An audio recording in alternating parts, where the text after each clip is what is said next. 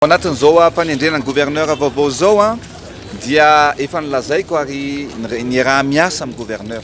Ny zavatra nilazaiko dia izao hoe tsy normal mihitsy raha Madagasikara dia mamokatra ary manana sopotra maro ny resaka volamena nefa dia tsy manana akory tsika réserve en or.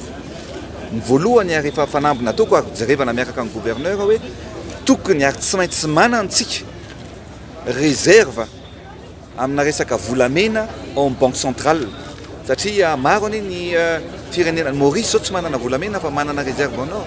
Ny firenena maro rehetrarehetra koa tsy manana volamena fa zany no mistabiliser ny sandam-bola ary zay ny zavatra ho ataontsika hoe mba aharitra sy tombona fa tsy hiendanja ny sandam-bola malagasy. Ka zany zavatra rehetrarehetra zany no asa andrasantsika amin'ny gouverneur vaovao zay napetraka eo amin'ny toerany androany.